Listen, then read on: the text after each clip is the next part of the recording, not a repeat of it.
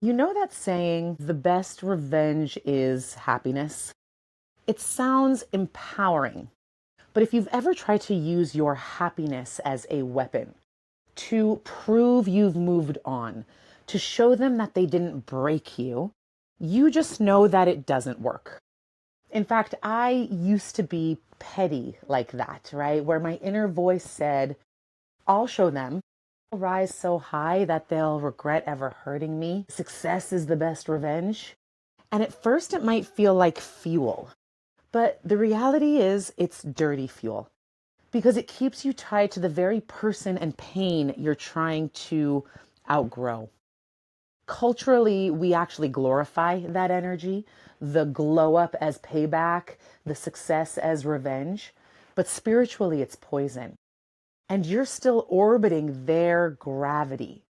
The moment you say, I'll be happy just to prove them wrong, you actually hand them the steering wheel of your vibration, of your energy. So, revenge and payback may be one level of how to deal with difficult people in our lives. But how about simply learning how to be with them, how to engage and interact? And might I be so bold as to say, even learn how to love them? How do we love difficult people that we perceive as difficult, challenging, or maybe even outright evil? And that's what this episode is all about. And we go into the Torah and Kabbalistic wisdom to back it up, because Kabbalah teaches that when we cling to resentment or righteousness, we constrict the flow of divine abundance. Your finances, your relationships, your body all begin to mirror that contraction. Because let's face it, everything is energy.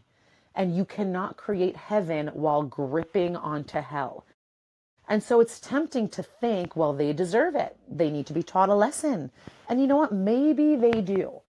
But who said the lesson has to come from you? Where is divine orchestration and faith in this whole picture?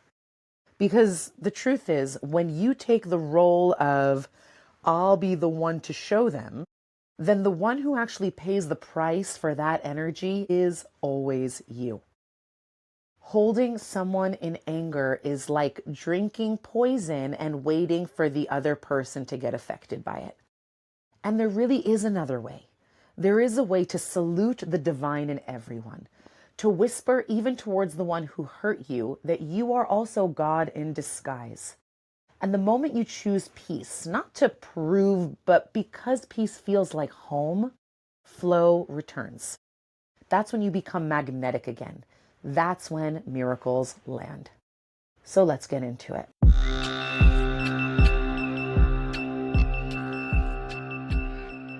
Becoming a co-creator with the creator is your birthright.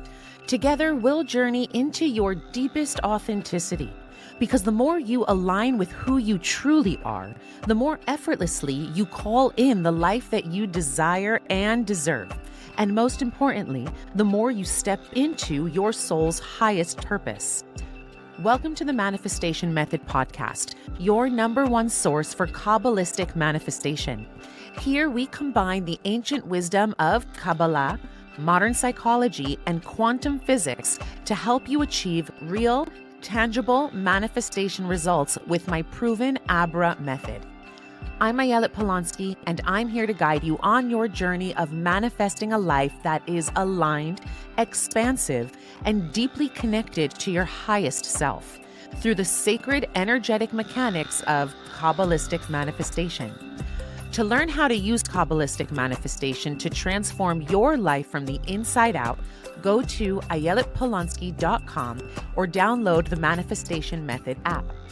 Let's open the gates of manifestation together.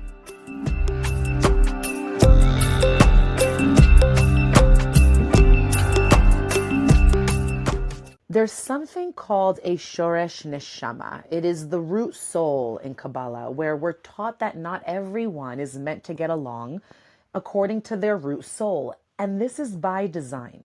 So what I mean by this is each soul originates from a Shoresh Nishama. Okay, and from that root soul sprouts clusters or families of frequency. So people from your cluster feel effortless. right? So you meet and it's instant recognition. Like, I know you. They speak your language. They get you. You get them. On a soul level, it just works. And then there's other people, right? The ones who make you question humanity itself, right? Their behavior seems foreign, maybe even insane. And these people are not accidents in your movie. They are sacred assignments from different soul clusters sent to help you evolve. They are the exact friction, in fact, that polishes your diamond. And these people are your soul teachers, right? The Baal Shem Tov said that every person you meet is a mirror and therefore a teacher.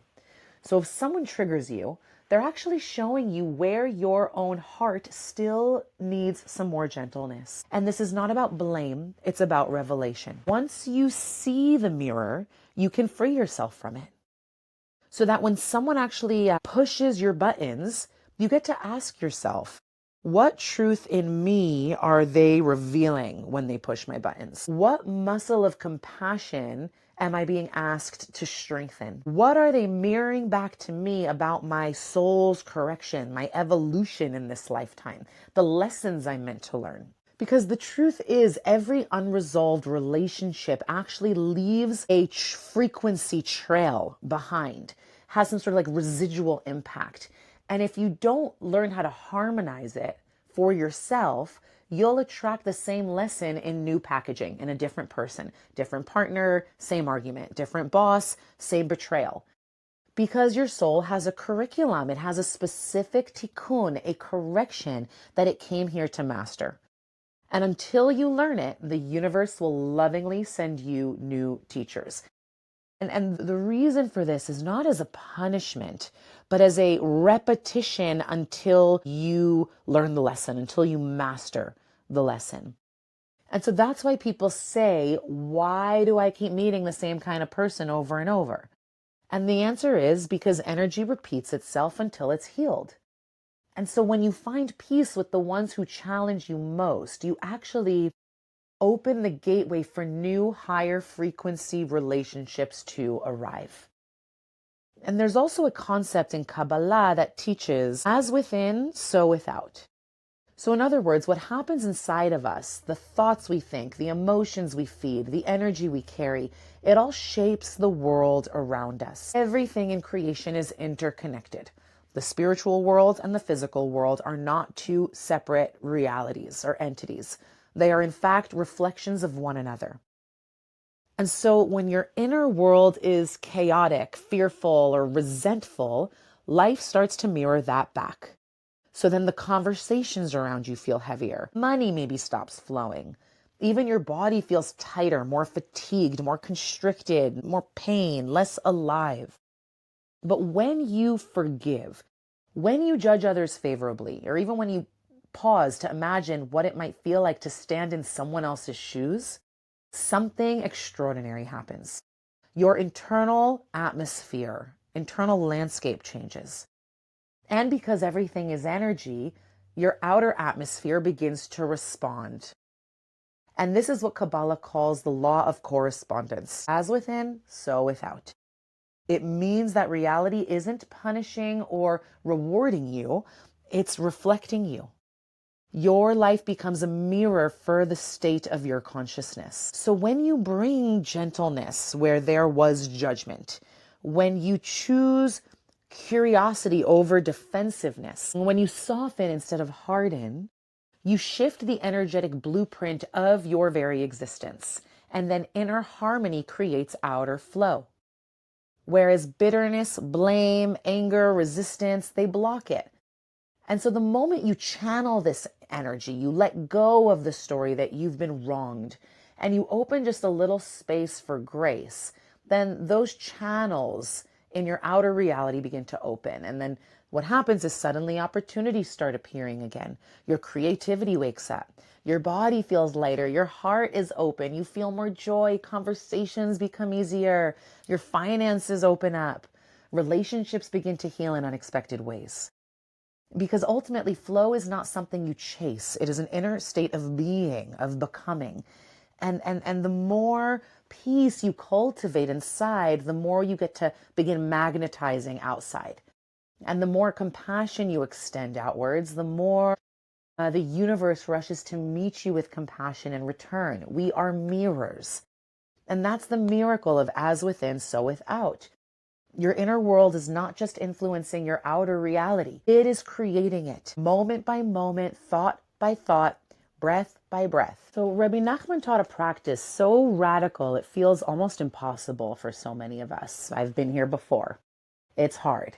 And that practice is called Dom ve'ishtok, which means be silent and hold your peace. So the essence is that when you are insulted or misunderstood and you stay silent, Rabbi Nachman says that you actually rise to a level higher than anything you could reach through study or prayer.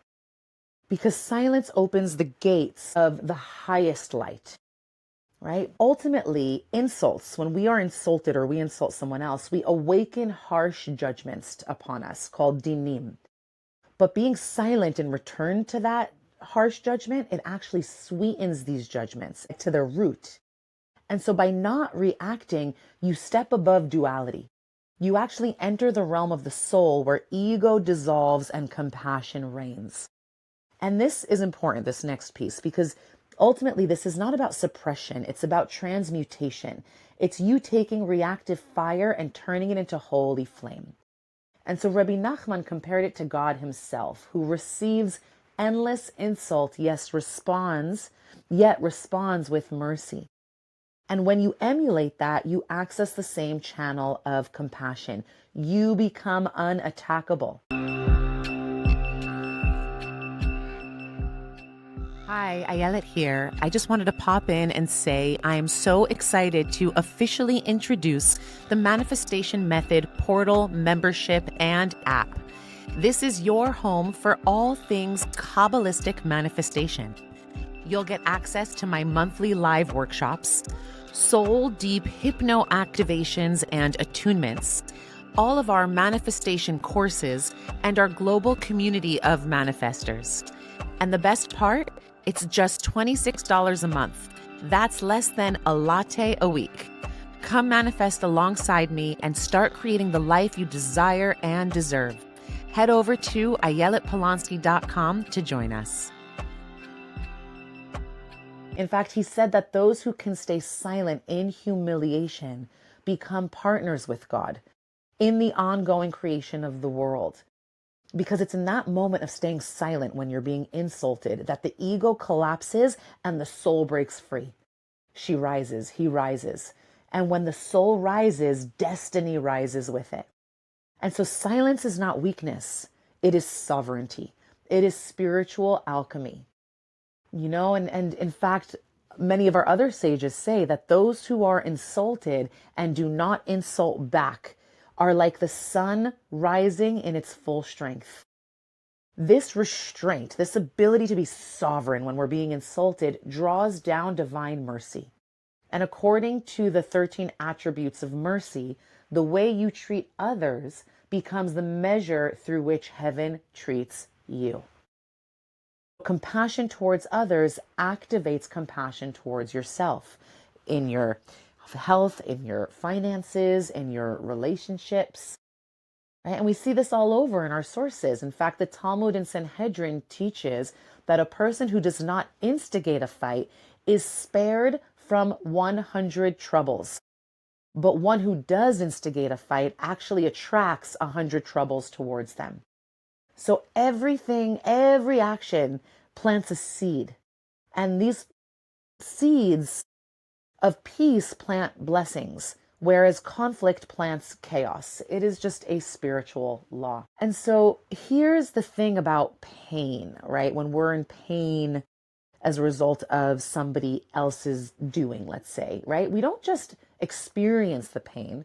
We recycle it, we replay it, we rehearse it, we narrate it, we build identities around it. And the moment we start pointing outwards and we say, they are the reason I feel this way, and if only they hadn't done that, they are the problem, not me. When we say those types of things, we actually step into the illusion that our peace is in someone else's hands. And that's really the beginning of suffering. Because what you're doing here, The second you make another person the source of your pain, you make them the gatekeeper of your freedom as well. And you give them energetic authority over your inner world. And that keeps you stuck. That keeps you enslaved to the other, right? That keeps you in a place of waiting for an apology that might never come, or for justice that might never arrive, at least not in the way that you see it, obviously. Or, you're waiting for a version of them that just might never exist.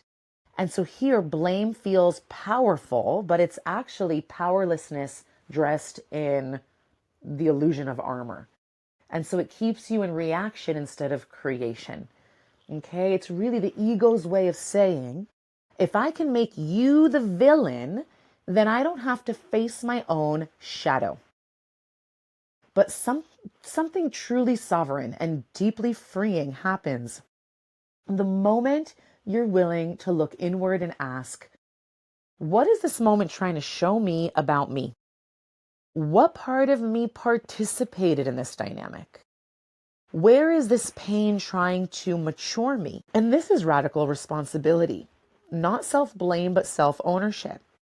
It is the understanding that you cannot control how others behave, but you can always choose how you meet the moment. And no, that doesn't mean you have to apologize for everything or mend every broken relationship. Sometimes radical responsibility means walking away, knowing how to establish a boundary. Sometimes it means silence. Sometimes it means, establishing a boundary that says, I love you and I love myself too much to keep engaging like this. Because responsibility and boundaries are not opposites. They're, let's say they're dance partners. Both are a radical act of love. And when you stop needing everyone else to change so that you can feel at peace, you actually reclaim your energy from the battlefield. You stop fighting life and you start partnering with it. You begin to see that the difficult people were not punishments, but rather they were initiations. They were strategically placed by the Creator to show you where your ego still overreacts, where your wounds still run the show, where your soul is being asked to level up, grow up, and be a more refined version of yourself, a sovereign version of yourself. And Kabbalah goes on to say that nothing in our lives is random. The people who frustrate you the most are part of your tikkun, part of your soul correction. They are mirrors revealing where you're ready to evolve from reactivity into response, from control into trust, from righteousness into humility. And when you finally begin to accept that, the whole story begins to shift. And instead of asking, why is this happening to me? You begin to ask, why is this happening for me? And what am I meant to learn? And that's when the suffering softens. That's when power returns to your hands. And that's really when the heart begins to open again. Because maturity is not about never being hurt. It's about learning how to meet hurt with wisdom. It's about remembering that life isn't here to punish you. It's preparing you. And every difficult person is an invitation to become a clearer, calmer, gentler, more loving, more boundaried, more refined, whatever the lesson is, more conscious version of yourself. And so these difficult people, they're not blocking your path. They are the path. And the moment you realize that, you stop seeing enemies and you start recognizing teachers. You stop being reactive and you start being awake. And that, in my opinion, is real sovereignty. That is real emotional, mental, spiritual, physical freedom. And I also want to emphasize something here, and that is that if a certain relationship, or relationships for that matter, or a lot of relationships, if they feel hard for you, that doesn't mean you're broken. It actually means the opposite. It means that you have a tremendous amount of light to have be revealed. Because the greater the light in a person, the stronger the resistance required to refine it. And so your challenges are actually the birth contractions of expansion. Each rupture becomes a portal or a doorway to more light. Right? Like Kabbalah is all about vessels and light, and one vessel breaking, rupturing in order to build a bigger vessel that can fit more light. Right? And so every disappointment you experience is actually the creator sculpting a bigger vessel or capacity for your love. Okay? So here you are being trained to hold more compassion, more boundaries, more faith. And in these difficult relationships are your specific tikkun. That is your soul correction in this lifetime. Right? And so if we can even take it as far as to implement another teaching by Rebbe Nachman, which he talks about cultivating an ayin tov, which means a good eye. He says to look for the nekudat tova, to look for the good point in every person, even the difficult ones, even the people you hate. And seeing the good doesn't mean denying the harm that they've caused you. That's an important distinction to make. It just means refusing to let someone else's shadow blind you to their spark of divinity. Okay? When you train your vision to notice light, to notice the goodness, then you strengthen that light within them and within yourself. Because like I said, as within, so without. As without, so within. Life is one big cosmic mirror. Okay? And to say that you too are part of God's story or history is to free your heart. And that is radical love. That is liberation. Right? Because, love is the highest frequency in the universe. And when you love, when you bless instead of curse, when you release instead of revenge, you become a magnet for miracles. You become a master manifester. Your life begins unfolding in miraculous ways. Every act of forgiveness clears debris from your energy field. And every silent prayer for someone who hurts you actually multiplies your manifestations. So you don't have to like everyone, okay? I don't necessarily like everyone, but I love and honor the divine in everyone. Okay? And so you can honor their divine origin and trust that the conflict itself was a form of choreography for your soul's evolution.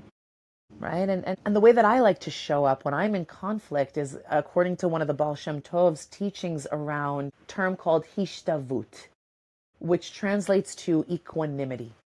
And it actually means being the same, like inwardly stable, right? Whether you're being praised or criticized or lifted or disappointed or adored or ignored, right? You're equal inside. And equanimity is not numbness. It's not indifference. It's the inner knowing that your peace does not depend on what's happening around you, but it depends on your alignment within you because you are constantly aligned with Source, in faith, in trust that this is a sacred lesson. And when you're rooted in equanimity and you see everything as part of a divine plan, you stop living on an emotional roller coaster that rises and falls with other people's behavior. In fact, you become steady and grounded and unshakable in your center. And this is really crucial when it comes to loving difficult people, right? Because the moment someone says something hurtful or triggers your old wound, the nervous system flares up. You contract, you react, you defend. It is human. But equanimity is it's like superhuman, right? Because it gives you just enough space between the stimulus and the response to remember in that what I call a magic moment, I remember, oh, wait a minute, all is well. Everything's okay. This moment doesn't define me. This is exactly as it's meant to be. This person doesn't have the power over my vibration. I can stay anchored in my own strength, in my own center. And also I should add, equanimity does not mean that you don't feel. It just means that you don't drown in what you feel. So it's the difference between having waves and being the ocean. Okay, and so the Baal Shem Tov said that the highest service of God is performed when a person can hold hishtavut, equanimity, sameness of heart, in both insult and honor. Because in that state, you've actually transcended ego identification.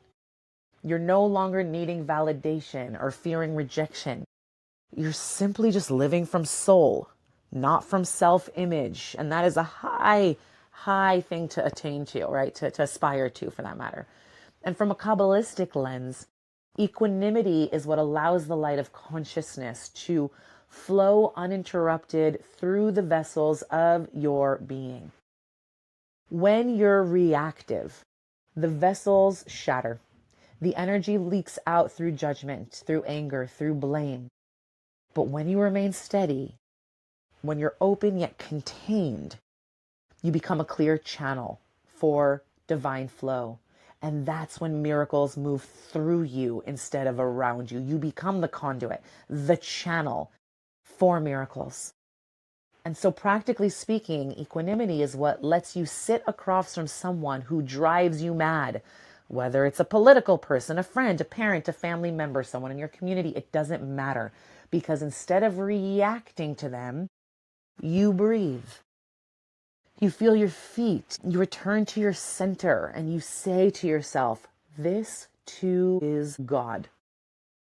And from that place, you can choose to love, not because they deserve it, but because you deserve peace. Equanimity is spiritual maturity. It's a way of rising up above conflict and seeing beyond right and wrong. It's the soul's way of saying, I will not hand my inner weather over to anyone else's storm. Because when your peace is no longer dependent on another person's approval or apology, you become free, so free. And that freedom, that inner stillness is the space where compassion is born. It is the birthplace of forgiveness. It is the most empowering experience I've ever experienced in my entire life, or at least one of them, to be able to hold myself in that center when I am receiving criticism. So the next time someone triggers you, remember, they are not here to ruin your peace. They are here to reveal your power. And when you can hold silence in chaos, you step into energetic sovereignty. You stop reacting and start creating. That is dom ve'ishtok. That is what it means to stay silent in the face of critique. That is what it means to love difficult people through the eyes of the soul. Because let's face it, love is not about being naive.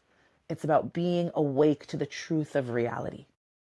It's remembering that every relationship is a portal back to your highest self and to God.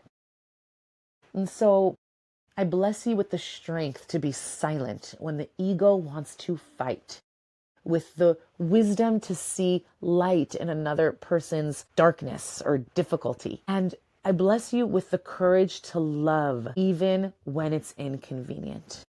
Because when you do, you don't just heal a relationship, you heal the world. And of course, you heal yourself. So thank you so much for tuning into this episode. If this episode resonated with you and spoke to you on a soul level, please go ahead and give the episode a like, share it with a friend, share it with someone who you think needs to hear this message. Because when we share the message, it starts to create a ripple effect and we start to really bring more light and peace in the world, one person at a time. I so honor and value and appreciate you for tuning in and for doing this really deep and honorable and sometimes not so easy work. Okay, I really, really thank you. Here's to your rising.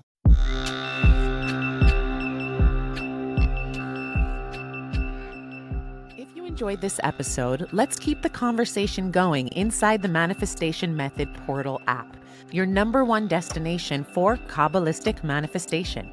Inside, you'll unlock the secrets of manifestation through my proven Abra method, rooted in Kabbalah, psychology, and quantum physics, designed to help you manifest real, tangible results from the inside out. Join our global community of manifestors, explore our signature courses, monthly live manifestation workshops with me, Ayelet, and access our transformational hypno activations and attunements to rewire limiting beliefs and align with your soul's purpose. The app is available now on the Apple App Store and Google Play. To sign up, head over to ayeletpolonsky.com. Becoming a co-creator with the Creator is your birthright.